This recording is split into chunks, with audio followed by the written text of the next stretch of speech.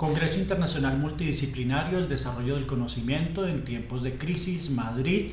15 y 16 de septiembre de 2022. La ponencia que voy a presentar, mi nombre es Hernán Alejandro Lano García, rector de la Institución Universitaria Colegios de Colombia, se titula El Papa Francisco y la educación en tiempos de crisis. El Papa Francisco ha expedido el Pacto Mundial Educativo, en el cual recoge muchas de las actividades que los directivos universitarios logramos milagrosamente desarrollar en pocos días. Activar una respuesta rápida a través de plataformas educativas informatizadas.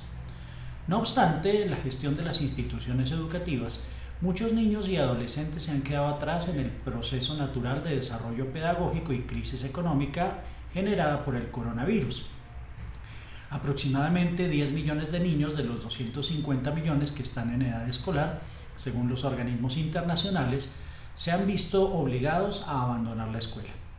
Por esa razón, el Papa Francisco ha dicho que se debe incrementar la conciencia de un cambio en el modelo de desarrollo que respete y proteja la dignidad de la persona humana y parta de las oportunidades que la interdependencia mundial ofrece a la comunidad y a los pueblos, cuidando de nuestra casa común y protegiendo la paz, señalando además que educar es apostar y dar al presente la esperanza que rompe los determinismos y fatalismos con los que el egoísmo de los fuertes, el conformismo de los débiles y la ideología de los utópicos quieren imponerse tantas veces como el único camino posible. Los profesores, a partir de las prácticas investigativas, docentes y de proyección social e internacionalización, desarrollan su labor encaminada a la búsqueda de la verdad y a la formación de los jóvenes como personas de bien. Sin confundir las instituciones de educación superior con un tercer nivel de enseñanza, sino con el desarrollo de las competencias profesionales dentro del marco de cualificación, el universitario auténtico, es decir, el maestro, profesor y docente, no todos logran ser maestros en su asignatura o espacio académico, se han de preocupar de la res publica scientiae, es decir, de la cosa pública de la ciencia, cual es generar aportes en el saber, pues no es para nada aceptable que un docente incluya el mismo contenido en diversos espacios académicos, continúe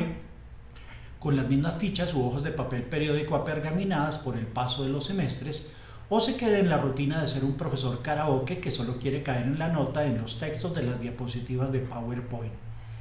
Eso es lo que desnaturaliza la vida académica y los fines de la docencia universitaria. Eso me hace recordar un discurso de 1980 de San Juan Pablo II ante la UNESCO en París, cuando insistía en la labor social de la educación, afirmando una frase que sigue siendo actual casi 5 décadas después. Es necesario que el hombre sepa ser más, no solo con los otros, sino para con los otros. La docencia, y más aún la docencia universitaria, es y debe ser una labor profunda que debe comprometerse con el crecer en el saber, enseñando con profesionalismo, cuidando los detalles de cada clase y desarrollando su trabajo con puntualidad, orden y responsabilidad. Según el filósofo español Leonardo Polo, que habla de la labor del docente, a los docentes era como vender miel al colmenero, pero desafortunadamente hay docentes que no comprenden que enseñar es un modo de ser y crea carácter, no solo refuerza el propio, sino que fortalece el de los estudiantes. Desde hace 30 años comencé a ejercer la docencia. Mis estudiantes de último semestre de Derecho en 1993 eran mayores que yo, y eso me hacía esforzarme por dar más en mis sesiones en el aula, y por eso es tan importante profesionalizar la docencia de quienes tenemos otras profesiones de origen. Por eso, cuando alguna persona me llega con la frase «Deme unas horitas de clase que estoy varado y necesito 5 años de experiencia para lograr un cargo público», lo descarto de inmediato.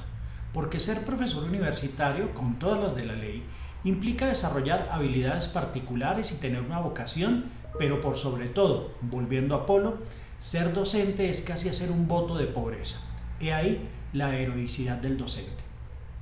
En realidad, no son suficientes las recetas simplistas o los vanos optimismos, pues educar es siempre un acto de esperanza que invita a la coparticipación y a la transformación de la lógica estéril y paralizante de la indiferencia en otra lógica distinta capaz de acoger nuestra pertenencia común. Los educadores de oficio y de carrera que creemos que la educación es una de las formas más efectivas de humanizar el mundo y la historia, debemos ser conscientes de este llamado de nuestro itinerario educativo integral, generar y mostrar nuevos horizontes a nuestros estudiantes y educandos, así como a todos los componentes de la sociedad, para que seamos capaces de responder a los desafíos y emergencias del mundo contemporáneo. El Papa nos pide, de manera particular a los hombres y a las mujeres de cultura, de ciencia y de deporte, a los artistas, a los operadores de los medios de comunicación en todas partes del mundo, a firmar este pacto en sus 7 principios. Aunque las grandes transformaciones no se construyen en el escritorio, sí podemos, desde él, ser pensadores y promotores del cambio. Expreso aquí que lo suscribo de manera individual, pues hemos de ser promotores de los valores del cuidado, la paz, la justicia, la bondad, la belleza, la acogida del otro y la fraternidad. Francisco propone un reto en la transversalidad de las asignaturas de humanidades de las universidades. En este proceso, un punto de referencia es la doctrina social, que inspirada en las enseñanzas de la revelación y el humanismo cristiano, base sólida y fuente viva para encontrar los caminos a seguir en la actual situación de emergencia,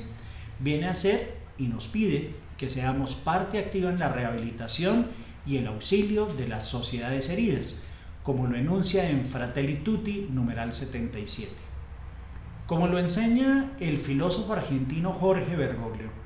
educar es siempre un acto de esperanza que invita a la coparticipación y a la transformación de la lógica estéril y paralizante de la indiferencia en otra lógica distinta, capaz de acoger nuestra pertenencia común. Muchísimas gracias.